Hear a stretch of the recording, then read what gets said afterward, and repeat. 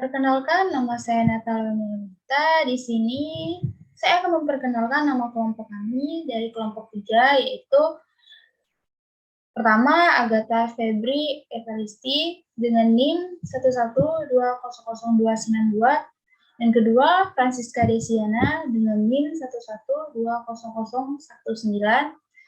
Yang ketiga ada Marlina Triana dengan NIM 112001110.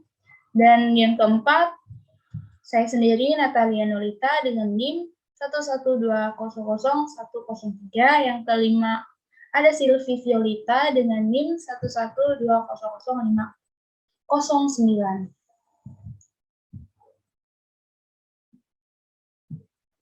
Di sini kami akan mempresentasikan perancang sistem informasi aplikasi bantuan sosial berbasis Android dengan metode waterfall.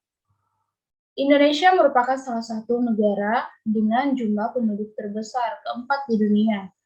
Maka dari itu diperlukan peningkatan pembangunan nasional yang merata demi pencapaiannya kesejahteraan bagi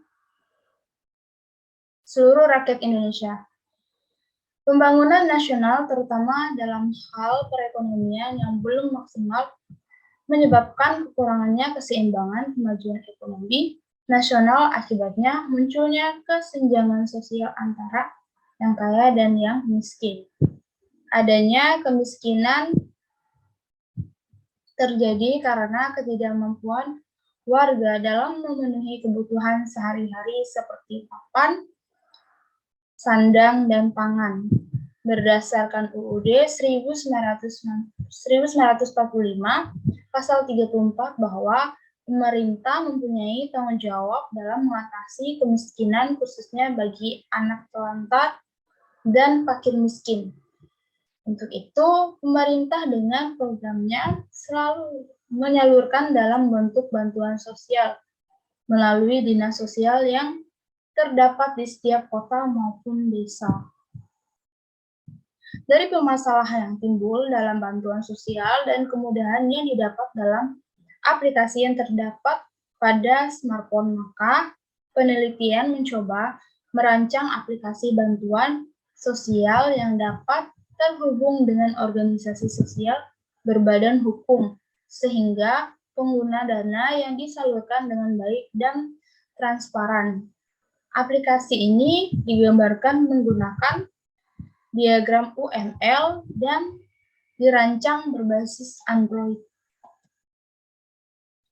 Metode penelitian yang kami gunakan dalam menunjang penyusunan penelitian ini, maka penulis menggunakan metode pengembangan perangkat lunak dan pengumpulan data-data yang dibutuhkan. Metode yang digunakan pada pengembangan perangkat lunak, perancang sistem informasi, bantuan sosial berbasis Android, menggunakan metode waterfall. Alasan menggunakan metode waterfall karena metode ini tahapan dan juga urutan dari metode yang digunakan berurut dan berkelanjutan, seperti layaknya sebuah Ethereum. Selanjutnya akan dibahas oleh Agatha Febri Evaristi.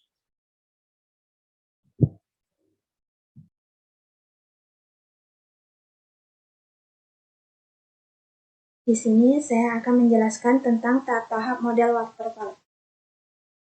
1.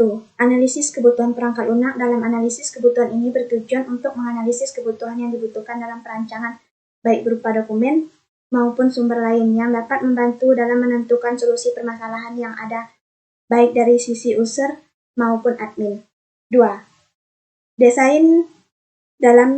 Desain perangkat lunak menggunakan model basis data dengan menggunakan ERD, Interrelation Diagram. 3. Pembuatan kode program. Dalam tahap ini, penelitian mulai membangun aplikasi sesuai dengan analisis kebutuhan untuk membuat form input dan output dengan aplikasi berbasis mobile dengan bahasa pemrograman Android. 4. Menguji.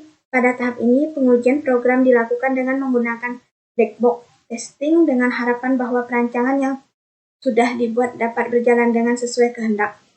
5. Pendukung atau pemeliharaan dalam proses ini, penulisan mengupayakan pengembangan sistem yang telah dirancang terkait software dan hardware dapat maksimal agar aplikasi dapat berjalan dengan baik.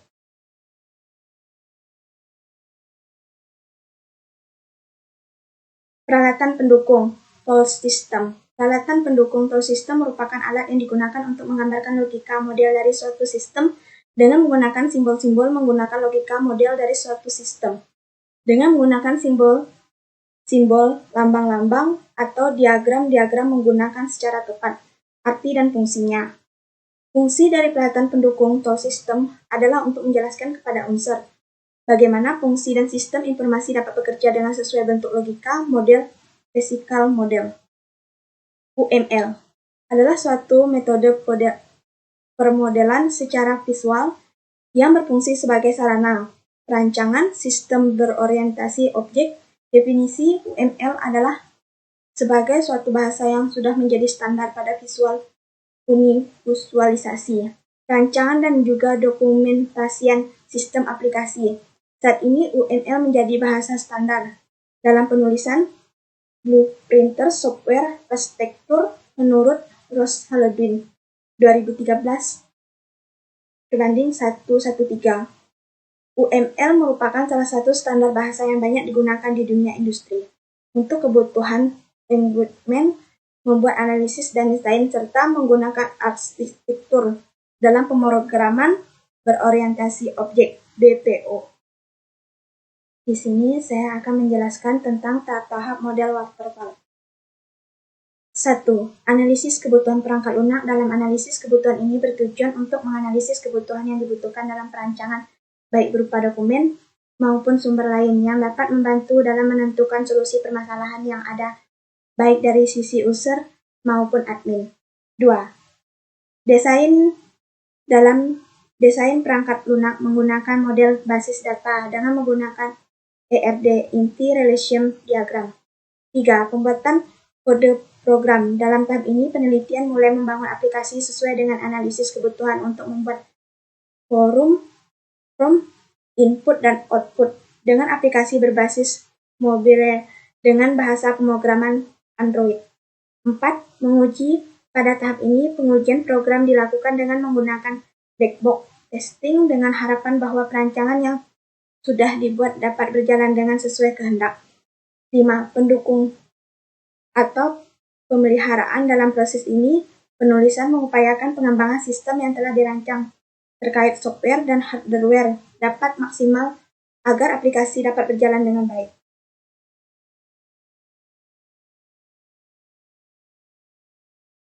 Peralatan pendukung Tool System. Peralatan pendukung tool system merupakan alat yang digunakan untuk menggambarkan logika model dari suatu sistem dengan menggunakan simbol-simbol menggunakan logika model dari suatu sistem. Dengan menggunakan simbol, lambang-lambang, atau diagram-diagram menggunakan secara tepat arti dan fungsinya. Fungsi dari peralatan pendukung tool system adalah untuk menjelaskan kepada unsur bagaimana fungsi dan sistem informasi dapat bekerja dengan sesuai bentuk logika model physical model. UML adalah suatu metode permodelan secara visual yang berfungsi sebagai sarana perancangan sistem berorientasi objek. Definisi UML adalah sebagai suatu bahasa yang sudah menjadi standar pada visualisasi, rancangan dan juga dokumentasian sistem aplikasi. Saat ini UML menjadi bahasa standar dalam penulisan blueprinter software arsitektur menurut Ross Halebin 2013/113. UML merupakan salah satu standar bahasa yang banyak digunakan di dunia industri untuk kebutuhan engagement, membuat analisis dan desain, serta menggunakan arsitektur dalam pemrograman berorientasi objek (BPO).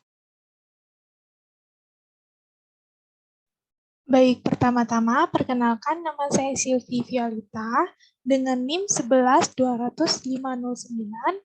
Di sini saya akan melanjutkan penjelasan dari teman saya.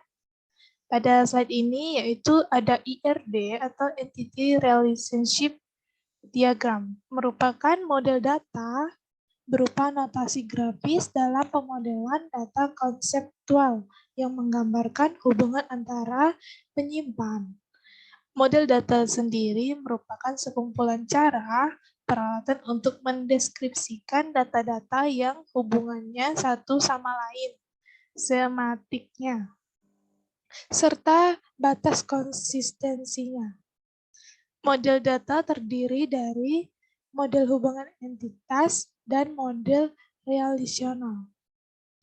Diagram hubungan entitas ditemukan oleh Petersen dalam buku Entity Relational, model Two-Word Unified of Data. Sen mencoba merumuskan dasar-dasar model dan setelah itu dikembangkan dan dimodifikasi oleh Sen dan banyak pakar lainnya.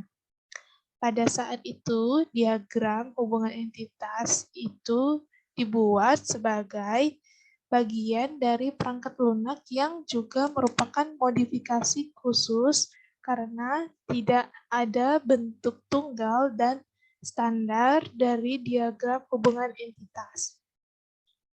Lalu di sini ada black box testing. Black box testing atau dapat disebut juga behavioral testing adalah pengujian yang dilakukan untuk mengamati hasil input dan output dari perangkat lunak tanpa mengetahui struktur kode dari perangkat lunak. Pengujian ini dilakukan dari akhir pembuatan perangkat lunak untuk mengetahui apakah perangkat lunak dapat berfungsi dengan baik. Untuk melakukan pengujian, penguji tidak harus memiliki kemampuan menulis kode program. Pengujian ini dapat dilakukan siapa saja. Lalu di slide berikutnya, di sini ada proses bisnis sistem berjalan sesuai dengan ruang lingkup dalam penyusunan jurnal ini.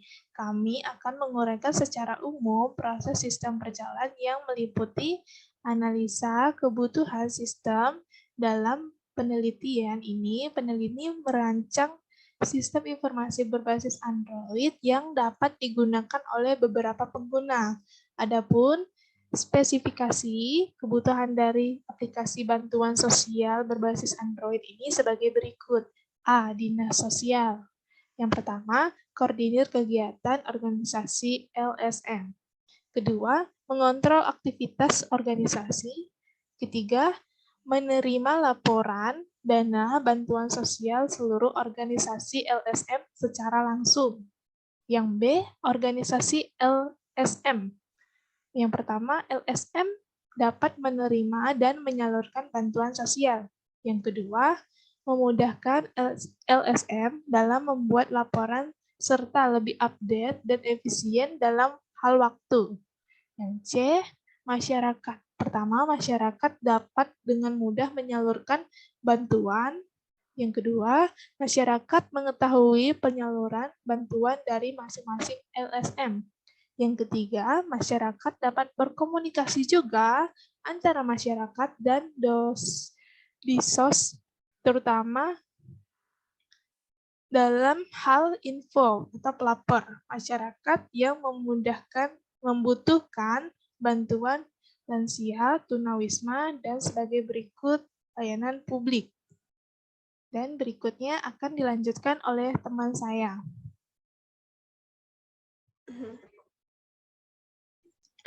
Baik, perkenalkan nama saya Francisca Desiana, NIM 11200019. Di sini saya akan menjelaskan tentang implementasi antarmuka software. Dan ini adalah tampilan halaman login. Semua pengguna baik dinas sosial, organisasi maupun masyarakat harus melakukan login terlebih dahulu agar dapat menggunakan fitur yang tersedia. Di sini diminta untuk masuk ke username, kemudian passwordnya. Kemudian ketika mengklik masuk, kita akan diarahkan ke desain halaman user. Di sini kita diminta untuk masuk ke username, passwordnya, dan mengkonfirmasi passwordnya lagi. Kemudian kita akan diminta untuk memasukkan nama pengguna. Selanjutnya, kita akan diarahkan ke desain halaman kategori bantuan. Sini kita akan memilih kategori bantuannya dan deskripsi dari bantuan tersebut. Kemudian kita akan diarahkan lagi ke desain halaman account. Di sini ada tampilan username, password, confirm password, NIP, dan jabatan. Selanjutnya yaitu desain halaman bantuan. Dan ini adalah halaman bantuan dari bansos tersebut. Selanjutnya yaitu pengujian aplikasi dengan black box testing. Kasus dan hasil uji coba pada form akun. Yang pertama yaitu masukkan user dan password.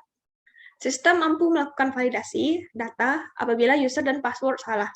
Maka sistem akan muncul notifikasi kesalahan. Hasil pengamatannya, notifikasi kesalahan muncul dan keterangan sesuai. Masukkan data diri, sistem mampu melakukan validasi data. Apabila ada data yang masih kosong, maka sistem akan muncul notifikasi kesalahan. Hasil pengamatan, notifikasi kesalahan muncul, dan keterangan sesuai. Yang ketiga yaitu masukkan data bantuan.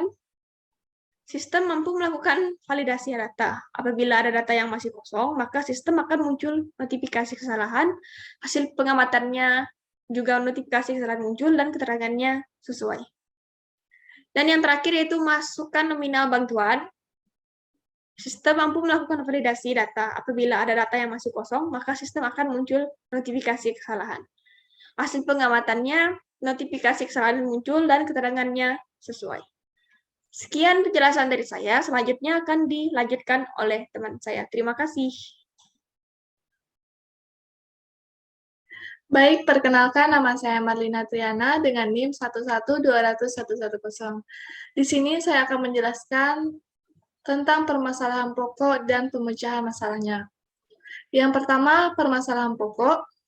Dari hasil observasi jurnal yang dapat dilihat, bahwa masih banyak organisasi ilegal tanpa badan hukum mengatasnamakan dinas sosial untuk menyalurkan bantuan sosial kepada masyarakat, sehingga memicunya masalah baru yaitu tentang manipulasi data dana bantuan sosial. Akibatnya banyak data-data masyarakat yang digunakan untuk hal yang menguntungkan oknum lembaga swadaya masyarakat yang tidak bertanggung jawab.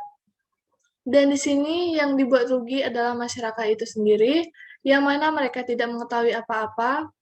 Hal ini menyebabkan bantuan sosial tidak tersalurkan langsung ke tangan masyarakat dengan tepat.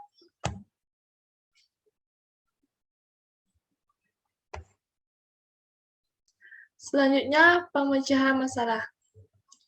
Pemecahan masalah yang harus dilakukan dalam pengumpulan data yaitu menggunakan 3 metode. Yang pertama, metode pengamatan langsung, yaitu observasi, yang mana penulis melakukan pengamatan langsung datang ke tempat penelitian, yaitu Dinas Sosial Tasikmalaya, untuk mendapatkan berbagai data yang diteliti penulis, sehingga evaluasi terhadap masalah yang berkaitan dengan topik yang akan dibahas, yaitu mengenai bantuan sosial. Yang kedua, dengan menggunakan metode wawancara, yaitu interview. Untuk melengkapi hasil observasi, penulis melakukan metode wawancara atau tanya jawab kepada pihak-pihak yang terkait mengenai penyaluran bantuan sosial untuk mendapatkan suatu data yang akurat. Selanjutnya, menggunakan metode studi pustaka. Selain melakukan observasi dan wawancara, penulis juga mencari data dengan cara studi pustaka. Dalam metode ini, penulis berusaha untuk mempelajari buku-buku yang berkaitan dengan judul yang diambil, sehingga penulis mendapatkan gambaran secara teoritis yang berguna untuk membantu penganalisaan dan perancangan maupun penulisan peneliti ini. Baik, sekian presentasi dari kelompok kami. Jika masih ada kekurangan, kami mohon maaf. Sekian dan terima kasih.